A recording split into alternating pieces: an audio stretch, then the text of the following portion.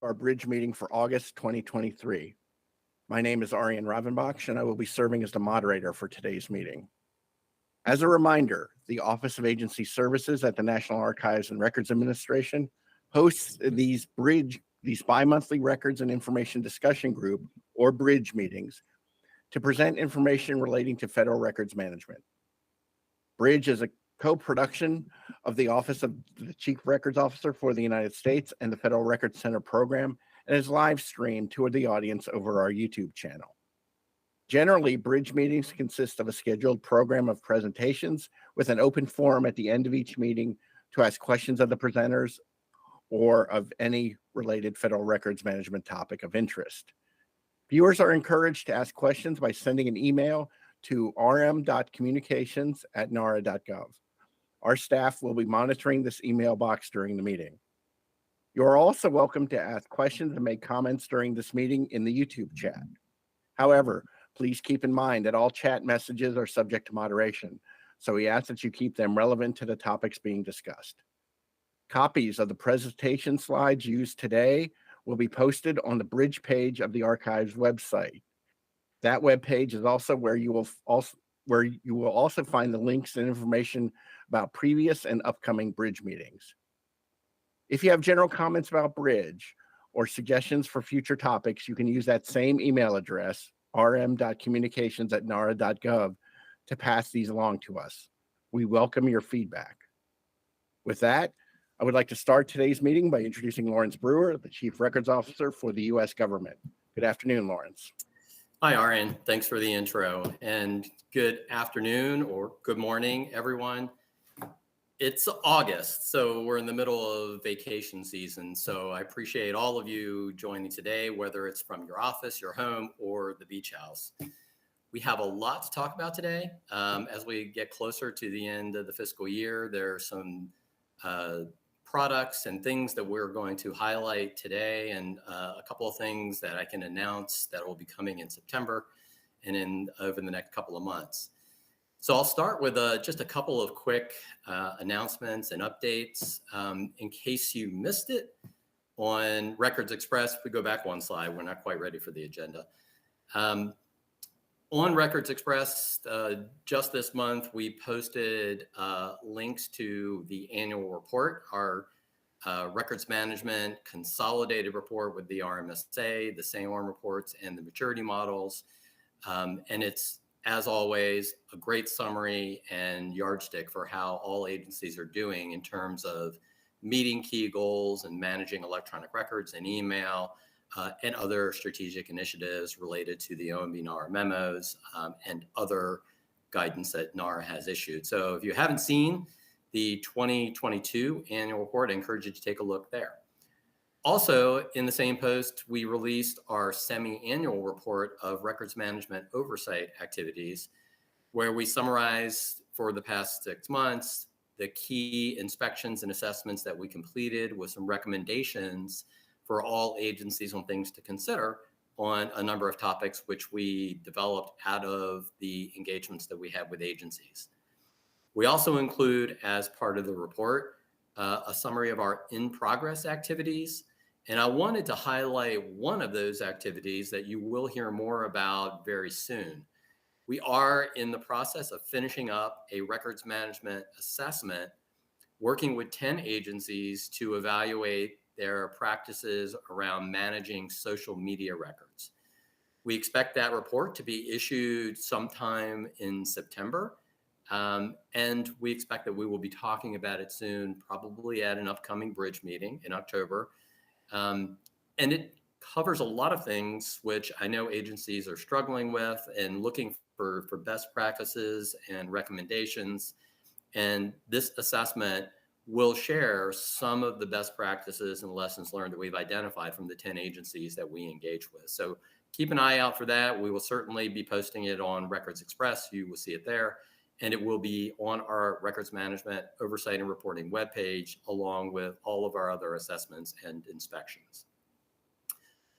Another topic I wanted to touch on, and I know I've mentioned this before, and I guarantee you I will talk about this again, but as we prepare for the next year's annual report and 2023 reporting, We always want to make sure that we have contact lists accurate for all of you. So whether it's annual reporting or agency records officers who need to get their credential, appraisal contacts that we work with, and just for general distribution reasons, we really do need and encourage all of you to send us formal designations consistent with the procedures that are in NARA Bulletin 2017-02, which describes how agency SAORMs and agency records officers should be designated to NARA. So just another reminder, for us to get the information to the right people at the right time, we need to have those formal designations and make sure that we keep them up to date. So just a reminder, please keep that in mind anytime there's changeover in your agencies, to please send us an email to prmd@nara.gov for new SAORM designations and ro.updates@nara.gov for new AROs and acting ARO designations. So next slide, please. As you can see, we have a lot to talk about here in our August meeting. We will have some updates from the Federal Records Centers program. We will talk in detail about records management and annual reporting.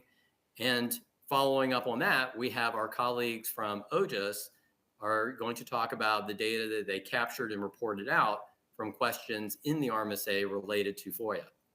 We'll also have an update on the recent released Universal ERM Requirements version 3, and we will wrap things up with updates on ERA 2.0. I do want to note that we did have previously GRS on the agenda for GRS transmittal that was just recently issued, but due to unavoidable circumstances, we had to do a late scratch on that, and we will bring you the GRS updates when we meet again in October. So with that, I will introduce Scott Thompson, who is the acting director for the Customer Relationship Management branch in the FRCP, to give us some updates on the FRCP and other related topics. Scott, over to you. Well, thank you, Lawrence. Hello and welcome, everyone. For those that don't recognize the voice, I'm Scott Thompson. I'm honored to be a part of the Customer Relationship Management team, and I'm currently serving in the acting AFC director role, and I'm very proud to be here today. I'm here to speak briefly about current operations and then provide several updates related to next year's funding and payment processing and the development of the FY24 rates. First, we'll start with operations. Most FRCP sites remain focused on the backlog elimination, and many of our headquarters offices are deep into the job of preparing for FY24. Here are some highlights. FRCs have received and shelved in excess of 808,000 boxes, and we have an additional 13,874 transfers covering about 207,000 cubic feet in approved status. We have the space, staff, and resources available to receive records that agencies would like to retire to the FRCP before the end of June 2024. Disposal continues apace at most FRCs. As of this week, FRCP staff have destroyed more than 1,253,000 cubic feet of records during FY23. The total disposal backlog has been reduced to just under 1,172,000 cubic feet, and we remain on target to dispose of between 1.3 and 1.4 million cubic feet this fiscal year. The Warehouse 9 transshipment continues, and the movement of records to the Lenexa FRC is now approximately 50% complete. We'll continue to move records during the fall and winter, and we anticipate full closure of the annex by next spring. That'll wrap up the operations updates, leading us to the next topic, G-invoicing. Our financial management shared services provider, the Bureau of Fiscal Service Administrative Resource Center, won't be able to integrate our performance and settlement functions into G-invoicing in time for the FY24 kickoff. So for the new fiscal year, You'll continue to see our monthly invoices via email, and payment processing will continue via the IPAC, or Intergovernmental Payment and Collection System. Like last year, we can process the general terms and conditions and orders documents inside of the G-invoicing system, or we can utilize the newest versions of the legacy forms 7600 A and B, or DD forms 448 and 448-2 based on your agency needs. We'll work hard to minimize any challenges this may cause. Our next update is on the FY24 unit rates. They are still in the review process, on their way to the approval of the 11th Archivist of the United States, Dr. Colleen Shogan. We anticipate having them available soon so that we can begin sending out the annual interagency agreement packages to our agency customers. Thank you for your patience on this. I'll close out with this short topic. If you need help getting records ready for transfer to the FRC, or if you have questions about the records you already store with us, contact your account manager or email us at frc@nara.gov. That's frc@nara.gov, so we can help you. Thank you for sharing your time with me today. I'll remain available to answer any questions, or feel free to send them to frc@nara.gov. Thank you. And I'll turn it back over to you, Arian. Thank you, Scott, for that update. We have no questions in the queue for you, but please stick around, and if any come in, we'll be sure to tag you at the end. With that, I'd like to turn over the program to our Records Management Oversight and Reporting team, and my colleague Cindy Smolovic to give a presentation on the RM annual reporting. Cindy. Thank you, Arian. Next slide, please. I want to thank everyone for this opportunity to update you on the Federal Agency Records Management Annual Report. For anyone who might be new, this annual reporting process is our way of gathering as uniformly as possible information about the state of records management across the government and report that to Congress as required by the Federal Records Act. This year, the annual reporting period was from January 9th through March 10th, covering activities in calendar year 2022. We again received a great response rate for all of you who participate. This is very much appreciated. Any survey that can get close to 100% in the high 90s percentile for response rate is doing pretty well. The annual analysis and summary report was sent to Congress. It's been posted to our website, as Lawrence mentioned, and distributed to the SAARMs and agency records officers via an AC memo. There was also another AC memo that shared the link to the reports on our website with the larger community of other records management professionals and interested individuals. So some of you may have received this information twice. Next slide, please. For the last several years, we've asked for these three pieces. The SAARM report is the only one that changes substantially from year to year. This narrative report provides senior official perspectives on progress towards various initiatives or actions to promote fully electronic record keeping, providing leadership support and resources for records management in their agencies. The Federal Electronic Records and Email Management Report, also known as the maturity models, and also the Records Management Self-Assessment, both provide information related to compliance with regulations, the success criteria that NARA has promulgated for electronic records management and email, policies, and also plus includes implementation of records management principles and practices. We do get asked, does NARA do anything else with this information besides summarize it in the annual report to Congress? And the answer is yes. We post the SAARM reports online so that anyone interested can review them. We also provide data from the maturity models in a spreadsheet format that's downloadable online for the same reason.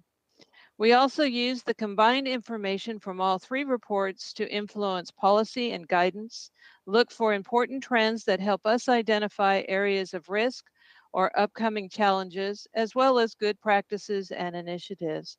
It is our hope, since this is all self-reported data, that agencies see this opportunity for self-evaluation as a way to identify their own needs and trends too. We also do use the information to provide us all sorts of information, and now I'm going to give you a few highlights. Next slide, please. This time around, we're interested in knowing if some of the challenges initiated due to the COVID-19 pandemic to access and use of information, and therefore records, have any longer term impacts. From the SAM reports, we found that the shift to telework, remote work, is turning into more of a hybrid work environment. So the changes that allowed access remotely are going to remain in place. There were some processes that were already electronic prior to the pandemic and didn't need any changes, and other ones that required updating of their business process to become electronic environments, and these will now continue going forward. Also, the increased use of collaborative tools, aids, and platforms is noted. It's continuing and expanding. Next slide, please. The transition to electronic record keeping and the changes to hard copy storage for M1921 and M2307 target goals were again covered this time. Most agencies feel that they will be able to make the changes to both permanent and temporary records, that's the orange and blue bars that you see, hopefully by the June 2024 deadline. Changes for the storage of hard copy records, which is the gray bar, is a little less certain at 65% definitively responding with a yes. 20% said they don't operate records storage facilities and so no changes were needed, or they were already fully electronic. And so if you combine these two numbers, it looks a little better by saying that 85% are going to make the change or perhaps didn't need one. Next slide, please. The scoring of the RMSA and the maturity models is all about risk to the records management program in terms of compliance with regulations, statutes, policy, and guidance that, if not implemented properly, can mean risk to the records themselves or the ability to access or rely on them. The strongest low risk area is the maturity of email, closely followed by electronic records management. For the one that covers everything, which is the RMSA, agencies lean more towards moderate risk. There are agencies that are within a point or two of being in either high or low risk, so landing in the middle, being a good thing or not, depends on where on that moderate scale an agency scores. The RMSA is less nuanced in its scoring than the maturity model. It's more of a yes, no, you have it or you don't. So this can also account for the variation in the comparison between the RMSA and the other two. For more on how these are scored, there is an appendix in the report itself. Next slide, please. As mentioned earlier, annual reporting also helps us spot trends. So we often add questions related to new things to watch for. This one, for example, is the use of artificial intelligence, machine learning, or other cognitive technologies, which is spreading quickly. There are ways to use such tools for records management purposes. So far, though, most agencies are not using these to identify permanent versus temporary records or applying retention, and are not exploring the possibilities yet. This does not mean that they are not using these technologies for mission or other program functions. As we all know, these are being used for a wide variety of purposes now. This question specifically asked about records management uses, not whether records are being created using these tools. That is another matter entirely, and perhaps for future data gathering, we'll ask a question to understand if records management principles are being applied to records created using these tools. Next slide, please. For a long time, best practices for records management have included the need to include records management obligations, including records ownership language, into contracts for all sorts of services, not just records management contracts. This year, we asked whether or not this is happening within agencies. The response, well, under 70%, does show a majority of agencies said yes. Probably the more critical number here, though, is not necessarily the 19% who said no, but the 12% that responded do not know. If as a records officer, you aren't sure if this is happening, it is probably something you should be looking into. Next slide. Thank you. Digitization efforts are a big part of the transition to electronic record keeping. So this year we asked whether or not strategies include temporary records with the intent of changing the record copy from hard copy to digital copies. And our agencies identifying any permanent records that will need to be digitized, and whether or not analog formats like microfilm, microfiche, other audio or video formats are also being included in the digitization planning. The blue bar indicates that the majority of agencies are working towards all three of these things, either fully, which is a clear yes answer, or they're at least have this to some extent. Next slide, please. It is also important to note that whether temporary or permanent, digitized versions, if they're going to replace the original source records, must be of suitable quality in order to replace the original source. It is good news that 86% of agencies feel that they are digitizing to this level of quality. Next slide, please. We are still watching the downward trend towards print and file, shown in red, for printing and filing for emails, meaning filing into a paper-based system. We know that emails can be printed to PDF and then filed into electronic case files. So in answering this question, it is important not to confuse print and file in this case as anything but printing to paper and filing it. That's the focus of the question. Note that these are not percentages, but actual numbers of responses to the question and the answers options provided. Agencies are allowed to pick more than one option because different records are handled in different ways. We have been asking this question since 2013, and as you can see, as the 2016 deadline for managing all email in electronic format approached, there was a big drop off. And thereafter, the shift downwards accelerated and continues today to be almost all email being captured electronically. If we continue to follow this trend, we will expect to see that the two cloud storage options, which are the smaller arrows that started to be asked in 2019, we expect for those to be of interest in the future and may even be of more interest than the original question about printing and filing. Next slide, please. This was just a glimpse of what is covered in this year's report and what we asked. The report has an appendix that shows statistics for all of the questions that are asked. And if you want to see those, it is in the back of the report. So you can pick a topic that you're interested in and be able to see some of the statistics. And reporting, as the name implies, is a continuous cycle. We're now working on the preparations for the next round covering calendar year 2023 activities. So stay tuned for future AC memos. In the meantime, if you have any questions or if contact information for responding to annual reporting changes, please let us know by using RM self-assessment, all run together, at nara.gov. Thank you.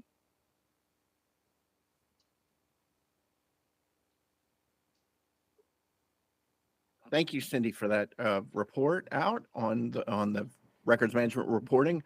I don't have any questions in the chat for you at this moment, but we'll keep the chat open.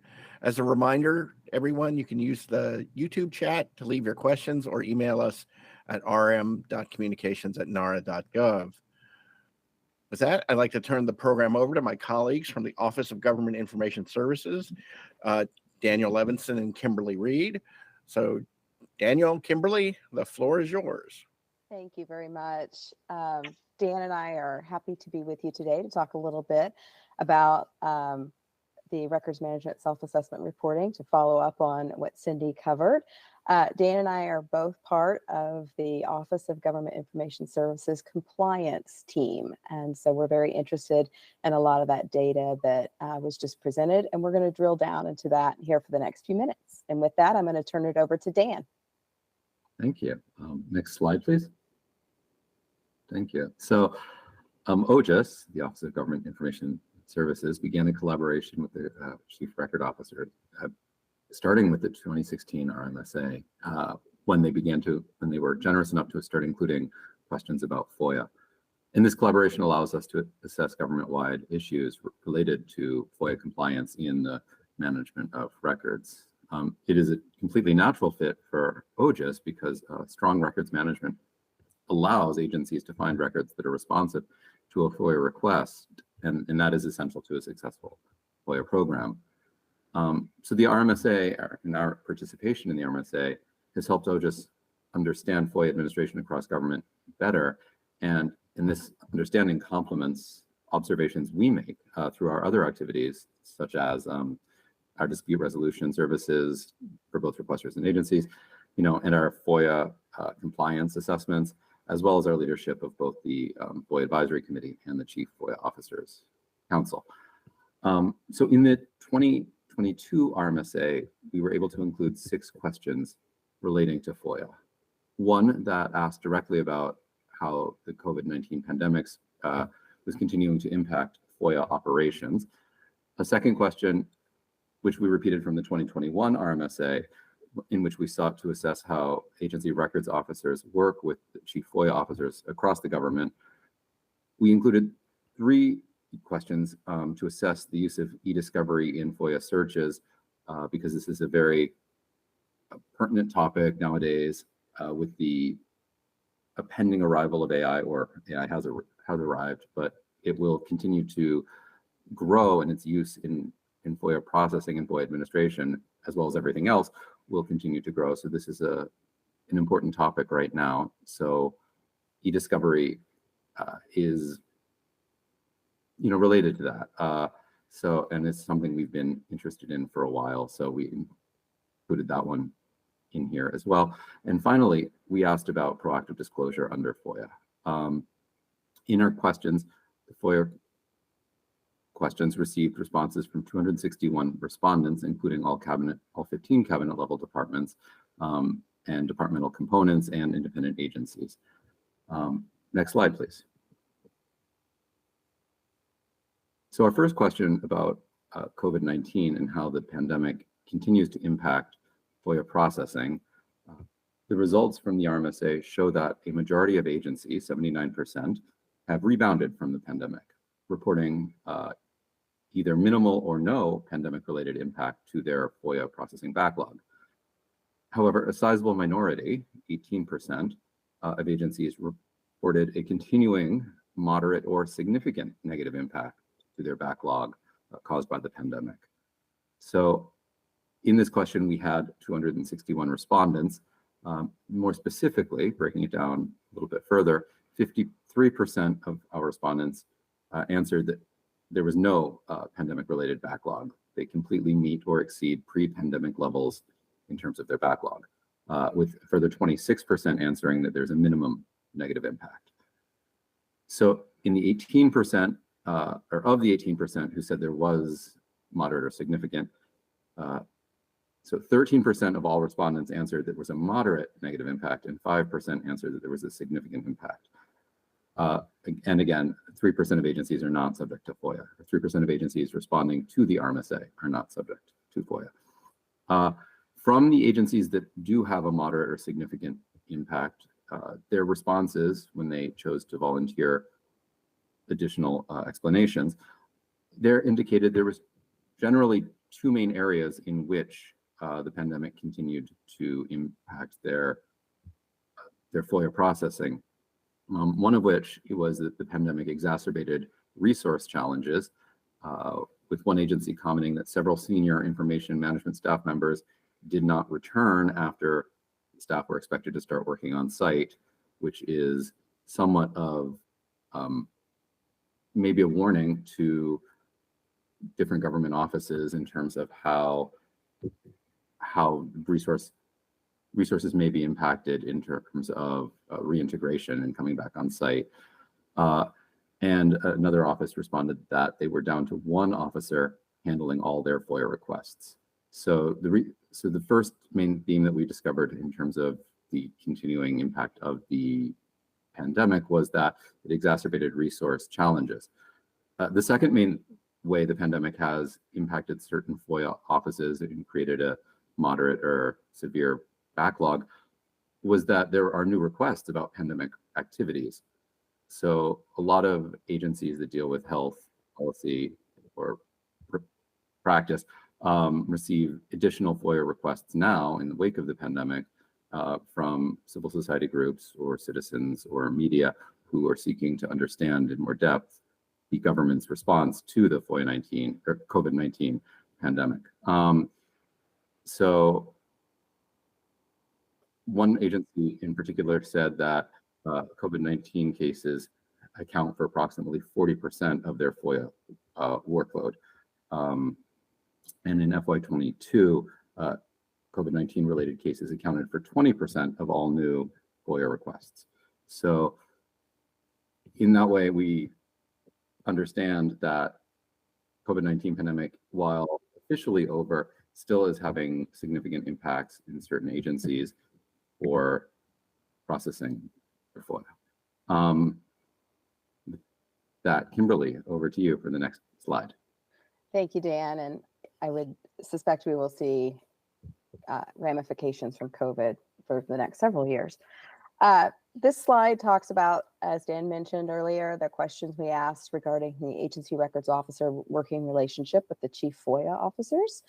And he mentioned, and Cindy alluded to as well, that a good records management program is the backbone to being able to successfully fulfill FOIA requests and try to ensure that there is not a significant backlog. And so, as you can see here, 44% of respondents reported that the ARO and the CFO work together to identify programs or offices most likely to have responsive records. I will point out this is actually a 6 percentage point decrease over the 2021 last year's response of 50%. Actually, all three of these statistics that we have here have had a 5 to 7% percentage point drop year over year. So the next one, 43% indicate that they do work to provide training on records management and FOIA to each other's staffs or offices. And 42% of respondents reported that those training programs include the importance and relationship between understanding FOIA, the Freedom of Information Act, and records management and how the two intersect.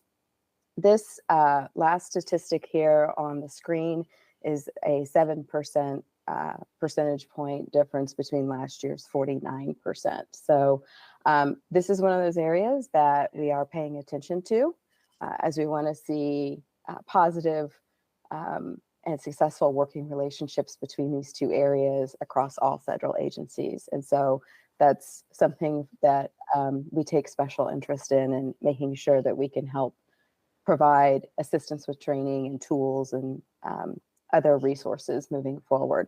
Next slide, please. Dan mentioned at the beginning a little bit that we asked 3 questions regarding the e-discovery.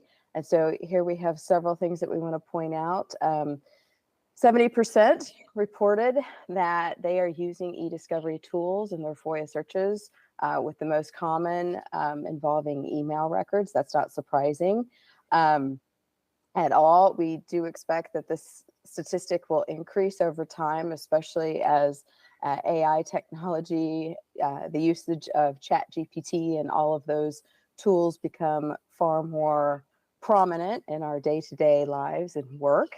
And the one question we asked about why e-discovery is not used, you'll see here that 63% of FOIA offices that do not use it is because it's not necessarily something that is available at certain agencies. So this is one of these areas that our FOIA Advisory Committee has paid attention to and recognizes that each federal agency is different in how they may be managing and have access to some of their electronic records and e-discovery tools.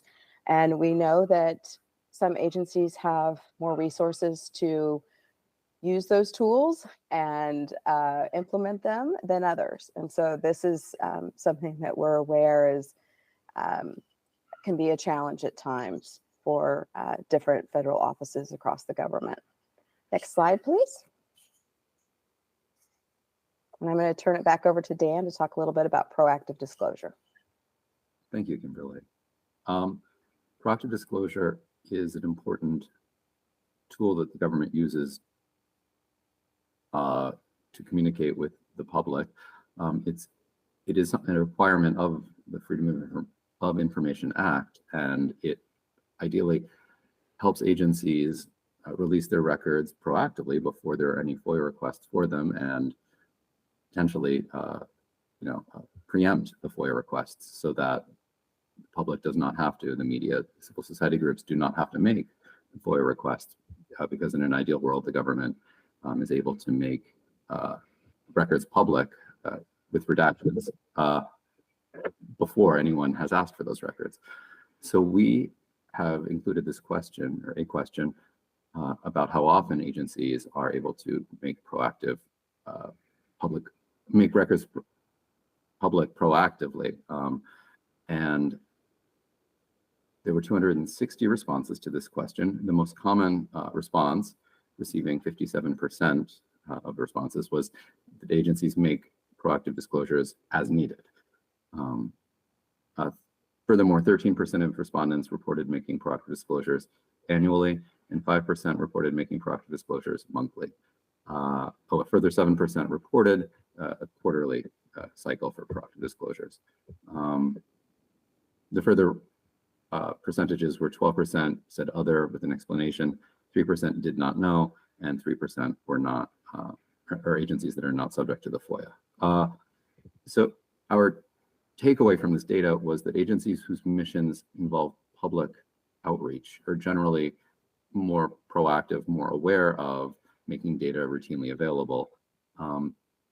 And we've also, in the comments and in the agency's explanations, we saw trends that support what OGIS routinely observes, that agencies often have limited resources, and they devote their resources to responding to actual FOIA requests, which limits their capacity to identify records for proactive release.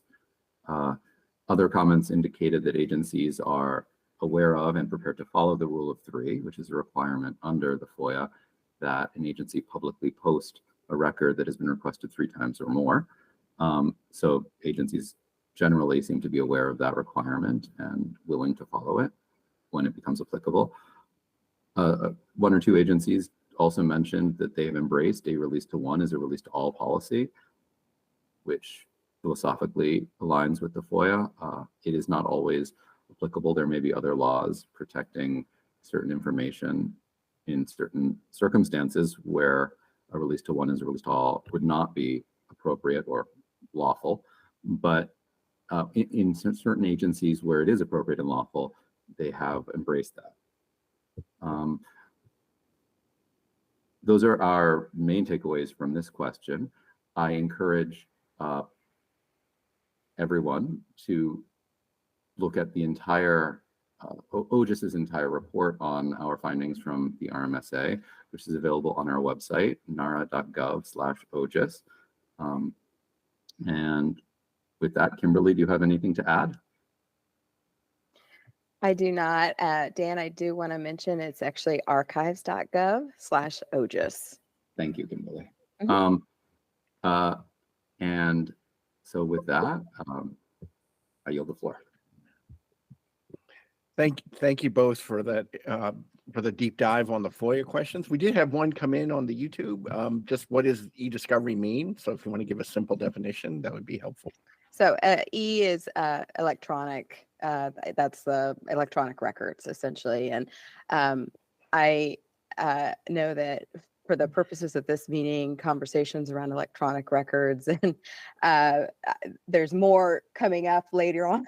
I don't want to give away our full agenda, but the being able to access the information found in those becomes really important as we continue to move forward in federal government work, and as well for the National Archives and our policies and mandates at the moment regarding accepting electronic records over paper, analog would be the right term, records. And so being able to search those and find information for a requester is that's what we're referencing when we say e-discovery, electronic systems, tools, emails, the list goes on and on. Thank you for that. We did get a couple other questions, but they'll directed for the Federal Records Center. So Scott, I'll put you on notice and we'll bring you back at the end of the meeting. We've got a few that have trickled in. Again, thank you both for presenting. And with that, I'd like to move the agenda forward. Call on my colleague, Beth Cron from the Records Management Policy and Program Support Team to provide an update on the Universal ERM Requirements version 3. So Beth, you're up.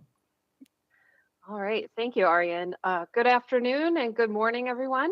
I'm pleased to join you today to talk about the latest version 3 of the Universal Electronic Records Management Requirements. My name is Beth Cron. Like Arian said, I'm on the Records Management Policy and Program Support Team in the Office of the Chief Records Officer. Next slide, please. So the Universal Electronic Records Management Requirements document is the basis for our Federal Electronic Records Modernization Initiative, or FERMI. We are seeking to enable agencies to acquire the services and solutions they need to manage their electronic records. We consider this document to be a living document. It's based on regulations, standards, policy, and guidance. So as they change, we will also update this document. As we've had several updates over the last couple of years, we've now made these changes in version 3. Our first version came out in August 2017 and version 2 in April 2020. So now we have version 3 in June 2023. I'd like to make a note that we are so appreciative of the working group that was made up of representatives from several agencies who provided important feedback to us on what should be included in this next version. Agency feedback and input is a critical part of this process to make a useful requirements document. So if you are interested in assisting us with work like this in the future, please let us know. The Universal Electronic Records Management Requirements are just what they sound like. They identify high-level business needs for managing electronic records. They are baseline ERM program requirements that are derived from existing NAR regulations, policies, standards, and guidance. We intend for them to be a starting point for agencies to use when developing system requirements, and they are a building block. We know that records management staff should work with their acquisition and IT staff to tailor them to their specific agency and system requirements, as there could be a risk that a one-size-fits-all approach may not fit completely, and so you're going to need to include agency-specific requirements. The document itself contains a few tabs within an Excel file. They include an abstract, a change log, the list of lifecycle requirements, a glossary, and now 2 new tabs to address digitization requirements. So today, I'll give you a brief overview of those changes that we've made in version 3. So the new regulations for the digitization of permanent records were finalized in June. And so we took those and summarized them in 2 new tabs for digitization of permanent and temporary records. So these are a summary of what is in the regulations. We also revised the abstract to include born digital and digitized analog records. We consolidated the records types that are in within the document. There's the lifecycle requirements tab, that has a number of columns with different record types. These were intended to convey which requirements apply to specific types of records, like electronic messages or social media. And so in version 3, we removed cloud services, as any type of record could be stored in cloud services. So it wasn't as helpful of a distinction. We also removed engineering drawings, and we consolidated the record types along audio and video as well. Under that lifecycle requirements tab, we also added new requirements on metadata needed to support search and maintenance of electronic records, including electronic messages. We updated authoritative sources, including adding digitization regulations and the expanded capstone bulletin for electronic messages.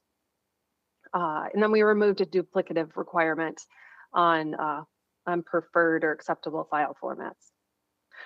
Another thing you'll notice is that we removed the transfer requirements, transfer format requirements tab, as this content changes much more often than the universal ERM requirements document. The authoritative source for the transfer formats is that Appendix A. It's a table of file formats that is in NARA Bulletin 2014-04, and that's format guidance for the transfer of permanent electronic records. So that's the place to look for the latest. And then we updated the glossary with all of the other changes that I mentioned. Next slide, please.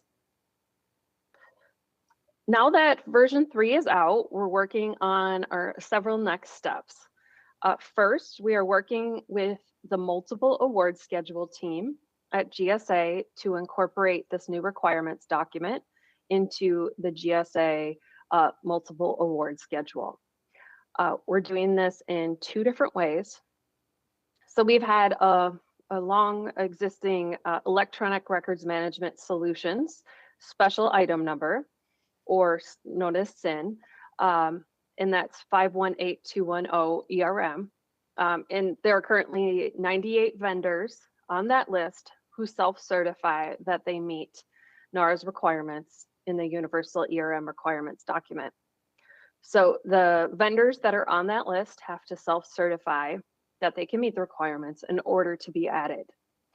They do this with a vendor certification form where they can check what types of records they can manage. And GSA is updating this form with there's now 8 record types, like I mentioned, the consolidation of the columns. And so they'll now have the 8 boxes, and we're going to include a new part of the form with a section asking vendors to provide a narrative description of how they manage the various records types. This will be very useful for market research purposes, as these are very common questions that all agencies have. For example, how do you meet the requirements to manage social media records or electronic messages? So the second change, second way we're working with the multiple award schedule team at GSA is making a change to the document conversion services SIN, or special item number, and that's 518210 DC. So what we're going to do, well, actually what GSA is doing is creating a subgroup called NARA Compliant Digitization Services for Federal Records. This will be within that SIN. So subgroups were created to give buyers the ability to more clearly identify smaller subsets of contractors that offer specific products or services in that bigger schedule. So they can identify more specific requirements for technical products, services, and solutions. So we hope this will give more clarity and specificity on what those contracting officers, those contracting offerings are under the document conversion services SIN. So it will display as those vendors who wish to be included in that subgroup will self-certify that they should be on that group. Because we aren't able to change or expand the scope of the awarded contracting offerings at this time, but we're always open to suggestions on how we could work with GSA in the future. And so By requesting additions to this subgroup, the contractors will be self-certifying that they meet NARA's digitization requirements. So if you have any questions about the multiple award schedule, contracts, or vendors, you can contact records management at gsa.gov. Next slide, please.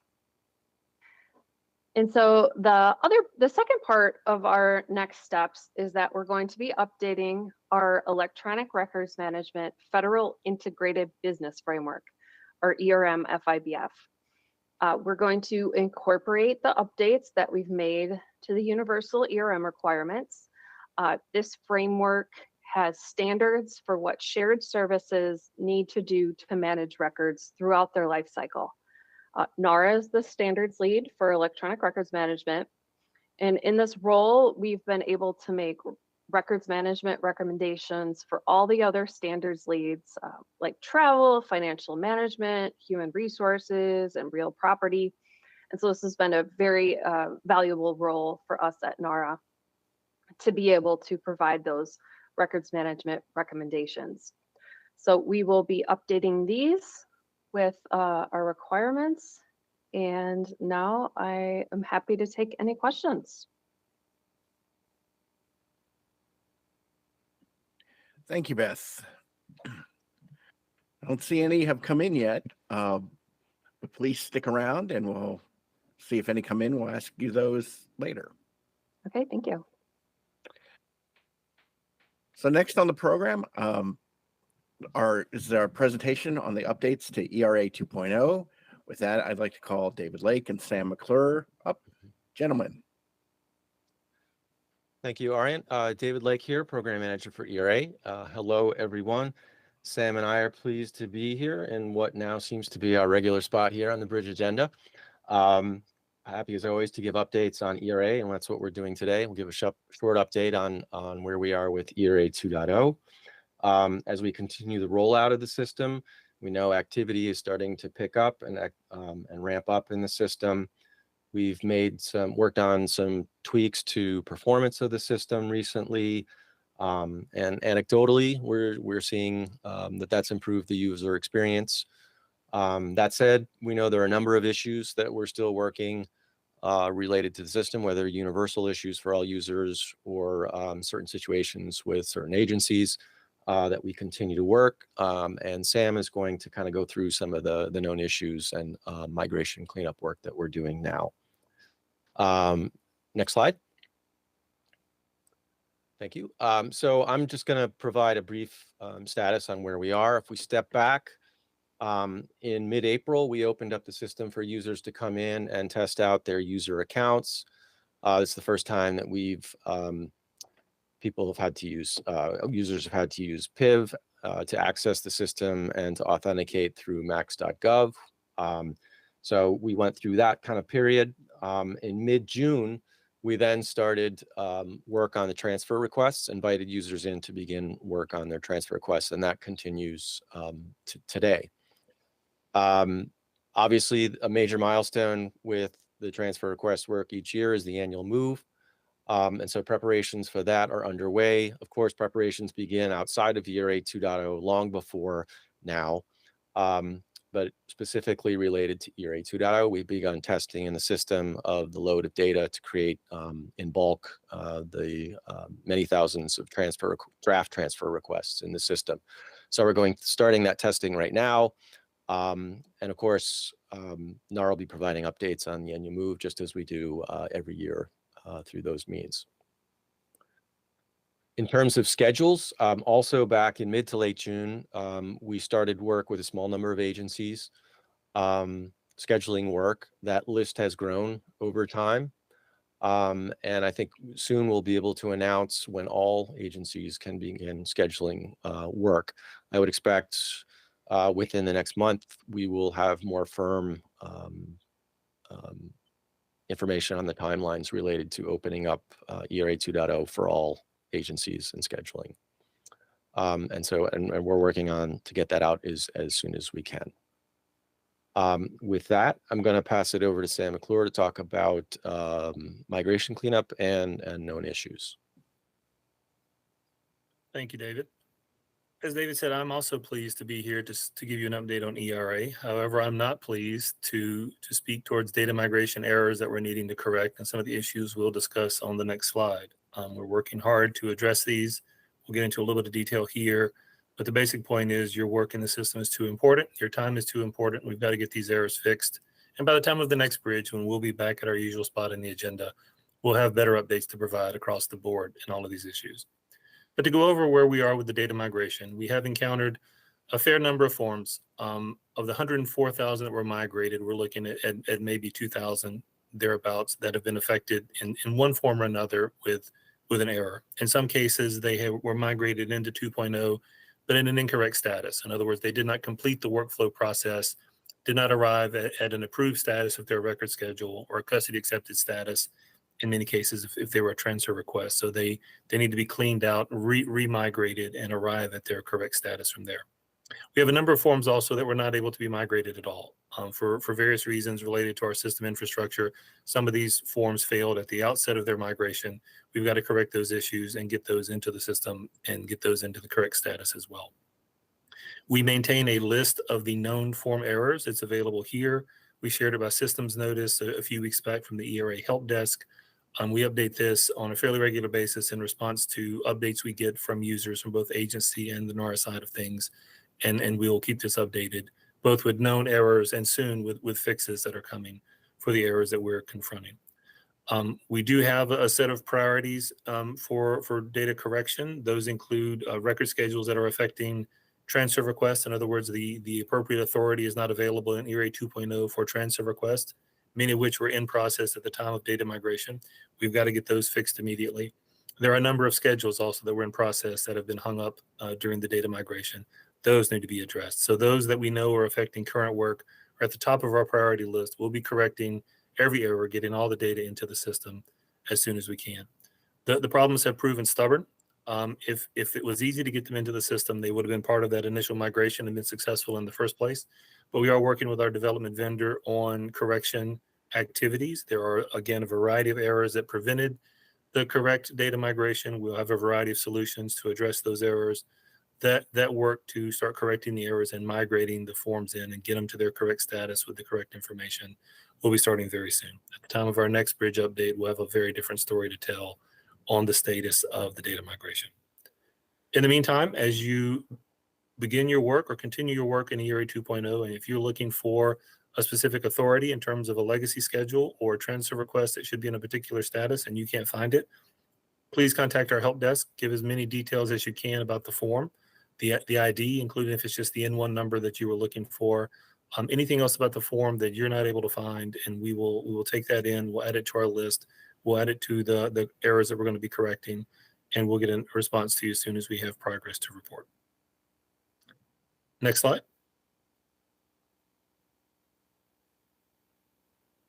We also have a number of configuration and code issues we've been dealing with as the system has come into broader use. One of the first major blockers we encountered was the inability of the system to generate PDF exports of record schedules in particular, beyond having a certain number of items in the form. That's obviously a critical blocker for the Federal Register process for those schedules that include temporary items. We have a code fix for that will be coming out in a deployment in the coming weeks. We also have had a set of agency users from a number of organizations who've been consistently unable to log in. Been in contact with many of those. We're looking at a variety of root causes for that. We're looking at anything from the IP addresses that would be needed from our permission standpoint to grant access to ERA, to other configurations that need to be changed within their particular browser sessions that would allow them to gain access to the system. Is it something in a disconnect with their max.gov profile versus ERA? So we're working to get those resolved. Each one of those seems to be a slightly different problem as well. So we'll be working specifically with each agency that's reported an inability to log in to try to get this done.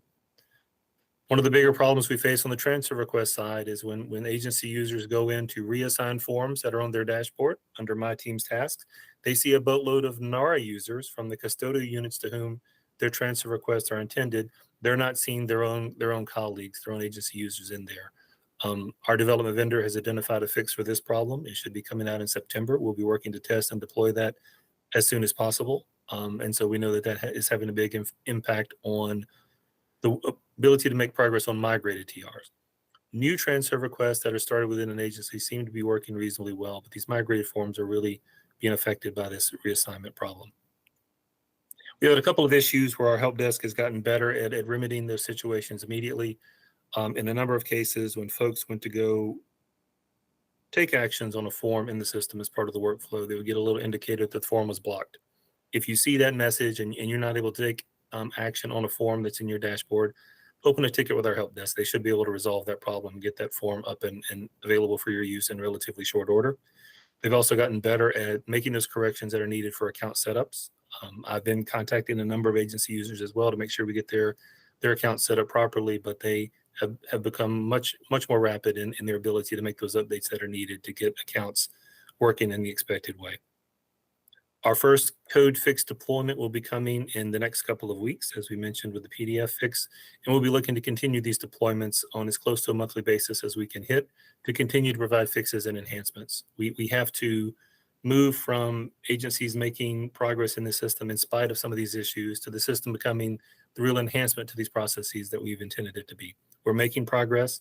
There is a lot of good work going on in the system already. We need to continue to remove these obstacles and enhance the ability for agency folks to use the system. Next slide, please. We end with some of our standard slides. We make the standard pitch in terms of accessing ERA 2.0. If you've not tried your account since we've rolled out in April, as David said, it is a big change from how we provided access to the original ERA system. You need that max.gov profile, then an active account in ERA. For those folks who do not have the PIV-CAC option, you can use a user ID and password with max.gov to log in. You will need to get an authenticator app. There's some details about that have come out from the max.gov help desk. We can also get that information to you through the ERA help desk where necessary. And we can get you set up regardless whether you have a PIV or not, as long as you get that max.gov profile. Next slide, please. Lastly, I'll make the standard pitch for the online resources that we've posted online in collaboration with the Office of the Chief Records Officer. The account request page gives basic details on the roles that are available in the system. We have a lot of really good training materials down to the subtask level within record schedule and transfer request processes. The user manual available at that third link is very comprehensive if you want to see the soup to nuts. And what we're most hopeful about on that page is we're adding more sort of specific job aids and tailored user guides in response to feedback we're getting from agency users. We've put up a troubleshooting guide where you encounter an issue with the system. This will walk you through some of the basic questions in terms of what sort of issue you may be having, ways to remedy that, what to report to the help desk in some cases to sort of accelerate the process of getting those problems fixed. We've also gotten a number of questions from agency users who say, I know the N1 or NN number that I need to use from the legacy schedule. However, I can't find it in ERA. And in these cases, it's not a data migration issue per se. They just don't know how the search isn't intuitive for how to provide responses that tell you the DAL identifier to use those N1s, to get deep into the jargon for a moment. So we put up a job aid, we will be putting up a job aid with a couple different approaches for how to take the information you do know about your legacy schedule and run various searches to pull up the authorities you need in ERA 2.0 to do your work, particularly on the transfer request side. With that, I think with the next slide, we're at overall questions. And so obviously, David and I are happy to take any ERA questions. We'll pass it back to Arian. Yes, and there are a couple ERA questions that are populated through. One was about the link in the sort of the presentation where the known error list URL is. I guess it's on slide 33. Yep. I assume that's public since it's in our bridge presentation. The easiest way to get that link would be when we post the slides. You can download the deck and pull it from there, I think. And because the question was to put it in the YouTube chat. I just can't juggle that many balls in the air at one time. And also, send a note to the ERA help desk. We can get that link back to you if you don't see it, and if you can't get back to the slide deck in time, we're happy to get that link to you. Okay, here's another one. Who else can we speak with at NARA if we are encountering issues in ERA 2.0 that the ERA help email group has not been able to assist with? So sort of what's the escalation? So you're saying that if I've been a roadblock to progress, who to go to above me? That's a great question. If if it's you need help with the question you've asked to the ERA help desk, please contact me, sam.mcclure@nara.gov. I've worked with a number of NARA and agency users with issues that have come up with the help desk, try to clarify what's being communicated on the user side, what information we need on the help desk side, whatever I can do to help ensure that you get a good response from our help desk, I'm happy to do. So Sam McClure, sam.mcclure@nara.gov. Thank you. Since there are delays with inputting the schedules into the system, how does this affect a new retention schedule waiting for the archivist's signature? Will we be receiving the signed schedule anytime soon? So the classic NAR answer first from the system perspective is it depends. It depends on the nature of where was that schedule in the workflow? Is it still in the workflow now? Is it caught up in a data migration error that's on that list? We have seen a number of schedules go through the workflow, get signed by the archivist. We'll be working to get some more of those done this week. We know that a number of agencies have created certified schedules and sent them over to NARA for review. So it really does get down to the specifics of a particular schedule, whether it's on the error list or where it is in the workflow. And from there, we can give a better answer. That's at least from the system perspective. Are agencies able to submit transfer requests now? Oh, yes. Yes. And here's one I think that may be a little higher up on the records management chain. Are we able to apply the new record schedule while we wait for signature, or are we required to wait for the approved authority? I don't know if one of my other colleagues wants to chime in. I could answer that if I can. I think we all probably could answer that. And I think the short answer is agencies must wait. You must have an approved disposition authority. Thank you, Lauren. Yeah, and I'll just add, we have over 30 schedules queued up for the archivist to sign and should be signed later this month. There's been a handful of them signed already as we were working through system issues. So if you send your schedule number, we can probably hunt it down and figure out where it is in the queue. Thank you both. Think that's the ERA questions. Now I want to call Scott back up so for some FRC issues that have been coming in throughout the meeting. First, please have any updated rates approved in a timely fashion, as the IAA should be in place by October 1st. I guess that's sort of reiterate the timeline for that. Absolutely. And I know, as you can imagine, there's multiple levels of review and approval. They've already made it past the program review, and now they're up even further still. So I know they're working hard and steady on those. And that is definitely our goal, to get those packages out well in advance. Okay. What is the expected response time for transfer requests to the FRC at this time? We have had some recent requests take over a month, and I'm just wondering if that is still the average or if that is abnormal. Well, I can definitely say that is abnormal, and that is not what we would accept. A month is way too long. I would say that if you experience more than a 3 to 5 day delay, I would encourage you to reach out to the record center that you're working with at their general mailbox, at the transfer mailbox. Short of that, you could definitely contact your account manager or frc@nara.gov. We definitely want to know if you're experiencing any delays. So please don't hesitate to reach out to us. Thank you. Again, another FRC for tribal partners who have contracted with the FRCs for their record storage. Will they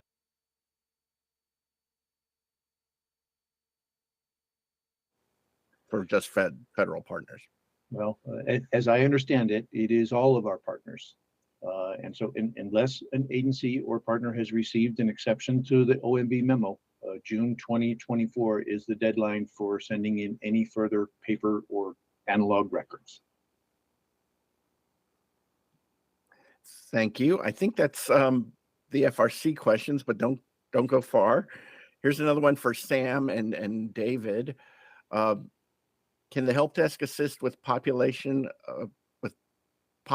legacy schedules when doing a direct offer, or is that a development issue?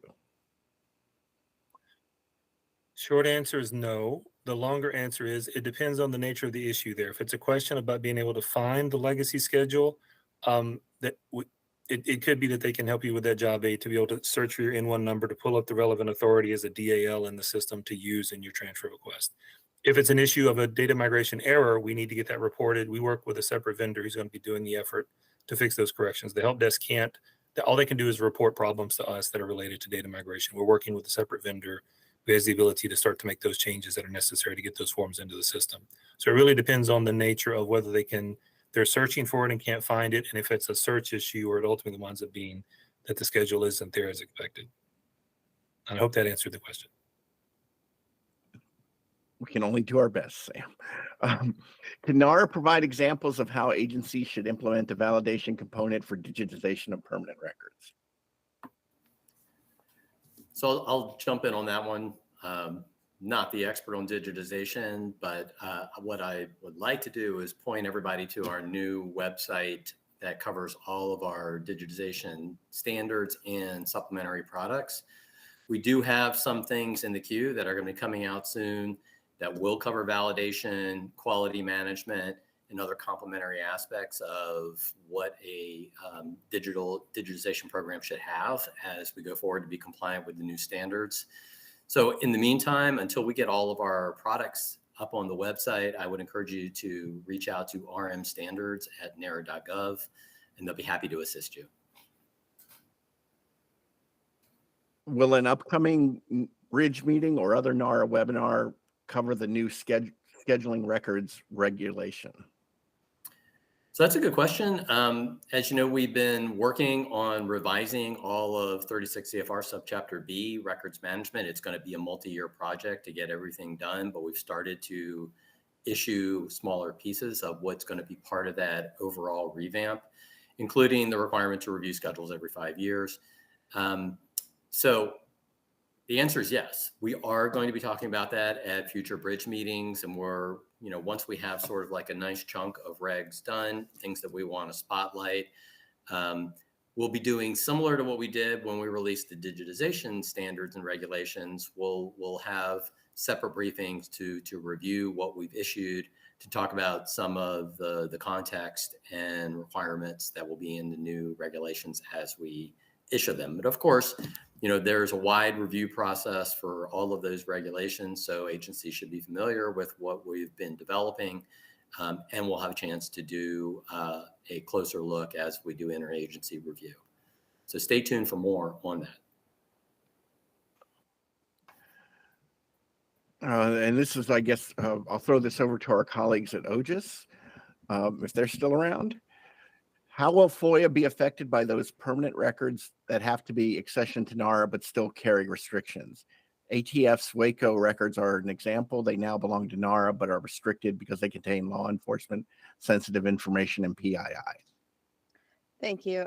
So I do want to point out that archives.gov/FOIA, FOIA, covers this in terms of how individuals can make a FOIA request related to archival records, and as well as our own agency operational records. So right in the middle of that web page, there are 2 boxes, and each one explains that process. So I think that answers that question. I think it does. Thank you, Kimberly. Can you talk a bit more about ERM's FIBF? So I'll call on Beth for that. If you want to talk a little bit more about the FIBF. Sure. The FIBF is the Federal Integrated Business Framework.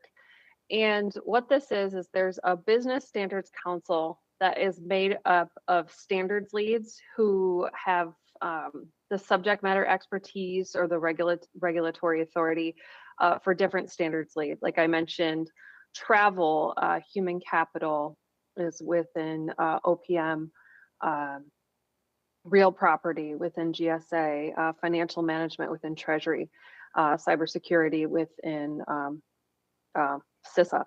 So they all have these standards, and they're all identifying their functions, capabilities, use cases, and standard data elements for what all of their systems need to do.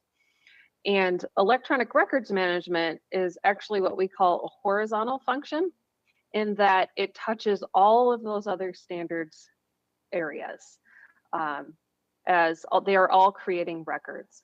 And so the goal with creating a FIBIF for electronic records management is that we can be sure that all of the records created in those other shared services are managed for as long as needed. And so we've made recommendations to other standards leads and pointed them to the general record schedule and said you should be able to identify these records that you're creating in your processes and keep them for this specific period of time. So if you'd like to learn more, it's at ussm.gsa.gov, and you can see all the standards leads there.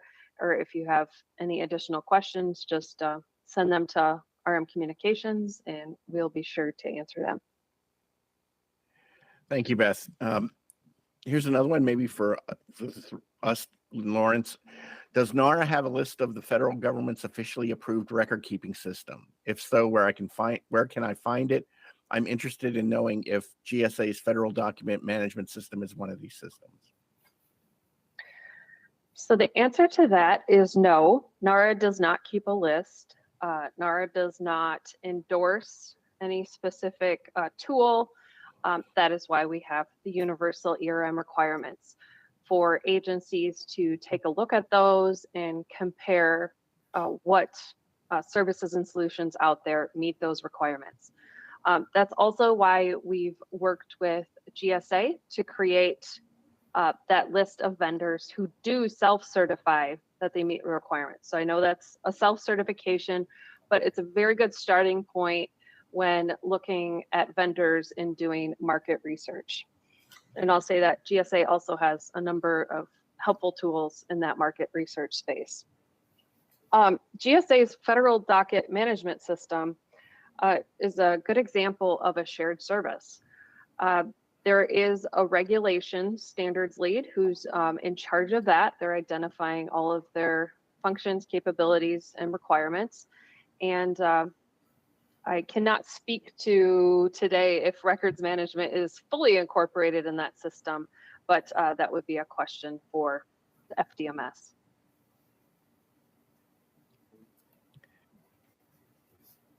I think this one's a Scott question. I know there's a long-term plan to overhaul and replace the current iteration of ARCIS, but in the meantime, are there any plans to fix the current inability for users to run reports? The option is there, but it's not functioning. With our M2307 deadline coming up, has server capacity been considered? As it is, the system is slow and crashes more than it should. Well, that's a very good question. ARCIS 2.0 should address those bandwidth and reporting issues, as you can imagine. But until then, if you're having issues, you could email the frc@nara.gov. You could contact your account manager, or you could send a message into the ARCIS help desk at arcishelp@nara.gov, because we don't want you experiencing those delays. So if there are problems, perhaps there's something we could do to work through those, but please let us know. Thank you, Scott.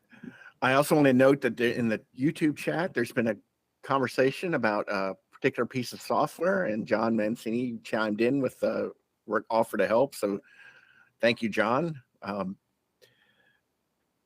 ERA. So Sam and Dave, is it possible for an agency to have two agency approving officials for ERA accounts?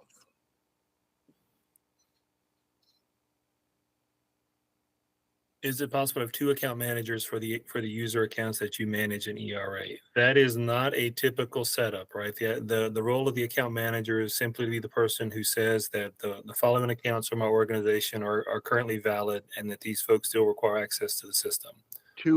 It's two agency approving officials. I don't know if that changes your answer or not. So, but you said accounts, right? Agency approving officials. But what was the last? I might have misspoke. Well, what was the last part of the question? I want to make sure I'm answering the right question.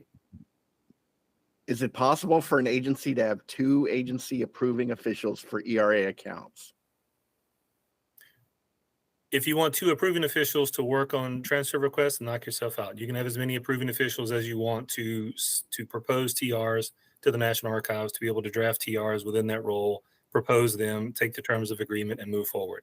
If it's speaking about the person who approves accounts, which is a separate thing, that gets more into the realm of sort of our annual accreditation and making sure that accounts are done in a proper way. But from an AO standpoint, approving official in the system for transfer request, several agencies already have multiple folks in that role.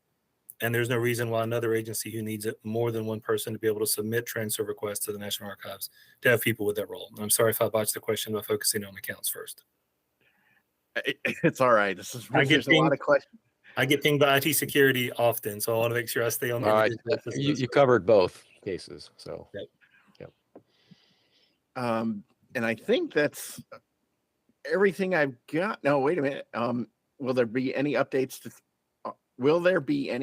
speed up ARCIS? So maybe another ARCIS related question for Scott. I'm sorry, Arian, could you repeat the question for me? Will there be any updates to speed up ARCIS, or what is your timeline for ARCIS 2.0?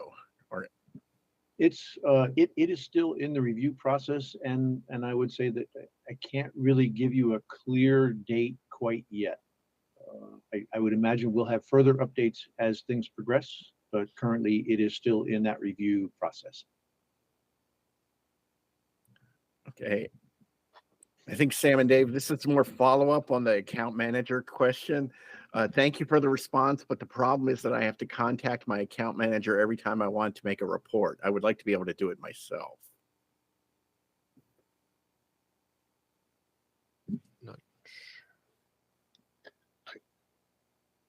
What kind of report? And like I Sam think that is NAR.gov or write to RM Communications Yeah, at just- NAR.gov. Send us the specifics. We'll try to help you out. Yeah, I think that's a case where there's some specifics here that we need to unpack and see what exactly is going on. Yep. So if you reach out to us at RM Communications or reach out to ERA Help Desk, we'll get that sorted for you. Absolutely.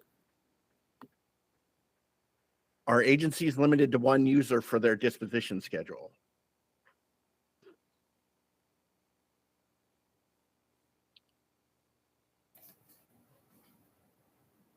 I'm not sure I understand that question.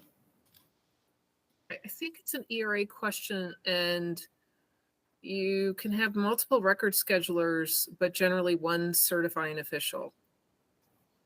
That tends to be the typical setup. You have multiple Right. people who can draft schedules and submit them internally for review by a certifying official who will then certify those schedules and send them to NARA. In some cases, we have a couple of agencies with multiple COs, a little more complicated from an agency workflow, but you can have as many people in whatever roles you need to support your business.